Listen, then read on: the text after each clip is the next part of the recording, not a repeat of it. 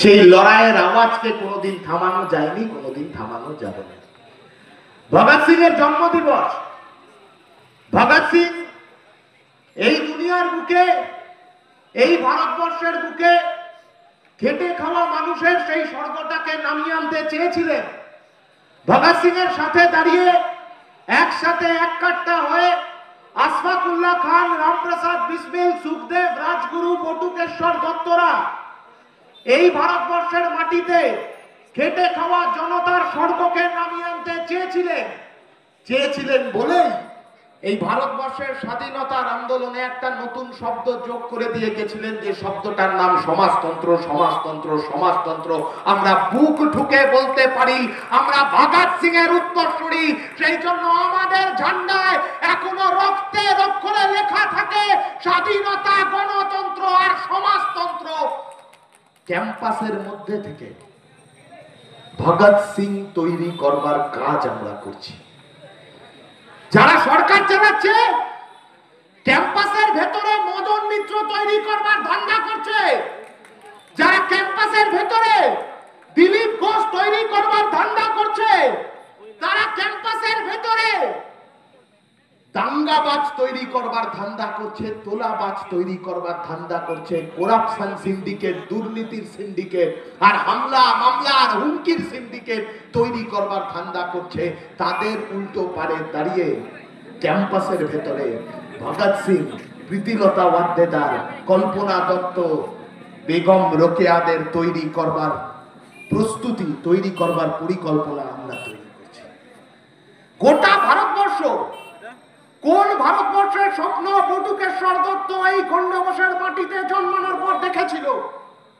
আজকে যে ঘটেছিল কোনদিন ভাবা যায়নি। সেই ভারতবর্ষের বুকে উত্তরপ্রদেশের হাথরাসে মাত্র ক্লাস 2 তে পড়া একটা বাচ্চা ছেলে, সেই বাচ্চা ছেলেটাকে তার স্কুলের শিক্ষকরা, তার স্কুলের স্যারেরা, টিচারেরা মিলে তারা খুন করে দেবে। কি কারণে? না স্কুলের উন্নতি হবে এই ভাবনা থেকে। কোন লজ্জার মধ্যে এই গোটা দেশটা দাঁড়িয়ে আছে ভেবে দেখেন। গোটা দেশ জুড়ে এই দেশের মাটিকে আজাদ করবার জন্য ফাঁসির দড়িতে চুমু খেয়ে ফাঁসির দড়িটা গলায় ঝুলিয়ে নিয়েছিল আশফাকুল্লাহ খান। আর সেই দেশের বুকেই আকলাককে খুন হয়ে যেতে হয় সব হিন্দুত্ববাদী, বুকেই জুনেদকে খুন হয়ে যেতে হয় আরএসএস এর দানবদের সামনে। সেই দেশের বুকেই কাঠুয়াতে আসিফাকে ধর্ষিত হতে হয়, খুন হতে হয় আরএসএস এর দানবদের সামনে। গোটা রাজ্য, এই গোটা রাজ্যে পড়াশোনার যে ক্ষেত্র, ক্যাম্পাস, সিলেবাস, এই সমস্তটার উপরে আরএসএস তার বলছে এনইপি করবে। নয়া জাতীয় শিক্ষানীতি নিয়ে ক্যাম্পাসের দখল নেবে, সিলেবাসের দখল নেবে। মির্জা গালিবকে সিলেবাস থেকে বাদ দেবে, নজরুল ইসলামকে সিলেবাস থেকে বাদ দেবে। কেন? না নজরুল ইসলাম বলেছে ওরা হিন্দু না মুসলমান জিজ্ঞাসে কঞ্জন, কান্ডারি তবে ডুবিছে মানুষ সন্তান মোরমার। সেই কারণে নজরুল ইসলামকে বাদ দিতে চাইছে। রবি ঠাকুরকে বাদ দিতে চাইছে সিলেবাস থেকে। কেন? না রবি ঠাকুর বলে গেছে অহরহ তব আহ্বান প্রচারিত শুনি তব উদার বাণী, হিন্দু বৌদ্ধ শিখ জৈন পারসিক মুসলমান খ্রিস্টানি। রবি ঠাকুরকে বাদ দিতে চাইছে, মির্জা গালিবকে বাদ দিতে চাইছে, ফয়াজ আহমেদ ফয়েজকে বাদ দিতে চাইছে। কারণ ফয়াজ আহমেদ ফয়েজ বলে গেছে हम हाले सफा पर दूधे हरम मसनद पे बिठाए जाएंगे, हर ताज उछाले जाएंगे, हर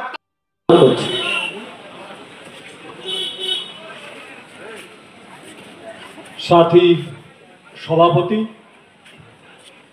মঞ্চে উপস্থিত আছেন আমাদের সংগঠনের রাজ্যের সম্পাদক দেবাঞ্জন দা, রাজ্য সম্পাদক মণ্ডলীর সদস্য দিদিটি, এ জেলার সম্পাদক, এ জেলার ছাত্র আন্দোলনের নেতৃত্ব, পথ চলতি মানুষ, খণ্ডঘোষ এলাকার ব্যবসায়ী বন্ধুগণ, সকলকে আমার সংগঠনের পক্ষ থেকে সংগ্রামী অভিনন্দন জানিয়ে আমি আমার কথা বলার কাজ শুরু করছি। অনির্বাণদা বলল, এই খণ্ডঘোষের মাটি বটুকেশ্বর দত্তের মাটি, বিপ্লবীর মাটি। আজকে এমন একটা দিনে আমরা এই সম্মিলন করছি পূর্ব বর্ধমানে, যে দিনটা বটুকেশ্বর দত্তের রোধের চেষ্টা 2011 সাল থেকে হচ্ছে। তার অনেক নমুনা আমরা দেখেছি। তার আর একটা নমুনা হলো আমাদের সমাবেশের সময় বিদ্যুৎ কেটে দেওয়া বা বিদ্যুৎ চলে যাওয়াও একটা নমুনা।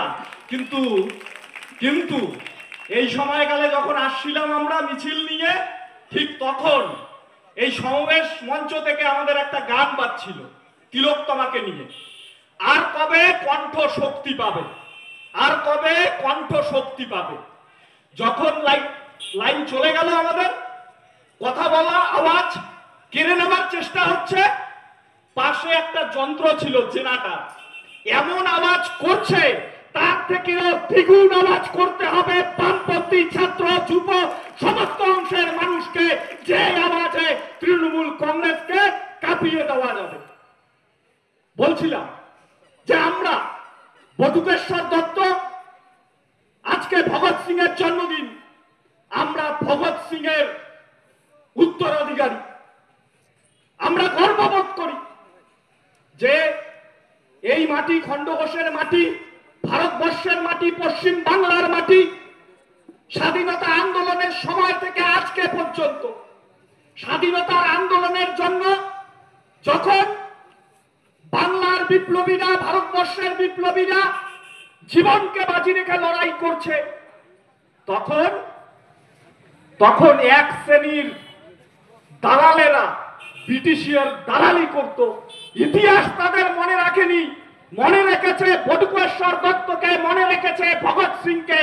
তাই খণ্ডঘোষের মাটিতে দাঁড়িয়ে পাল্টু রামদের মনে রাখবে না, মনে রাখবে এসএফআই এর 38তম জেলা সম্মিলনকে। সেরকম অবস্থা পরিস্থিতি আপনারা তৈরি করেছেন। গোটা ভারতবর্ষে 2014 সালের পরে এবং পশ্চিমবঙ্গে 2011 সালের পরে যে দুটো শ্রেণীর উপর আক্রমণ নেমে এসেছে, তারা কারা? প্রথম, ছাত্র সমাজের প্রতি আক্রমণ নামিয়ে এনেছে নরেন্দ্র মোদী এবং মমতা ব্যানার্জি। দ্বিতীয়, কৃষক সমাজের উপর আক্রমণ নামিয়ে এনেছে।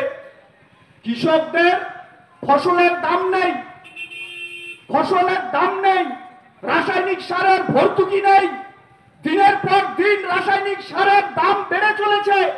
আর কৃষক পরিবারের সন্তানটা যে দুচোখ ভরা স্বপ্ন দেখত খণ্ডঘোষের এই গ্রামীণ এলাকার থেকে, স্বপ্ন দেখত বর্ধমান বিশ্ববিদ্যালয়ে যাবে, বর্ধমান মেডিকেল কলেজে পড়াশোনা করবে,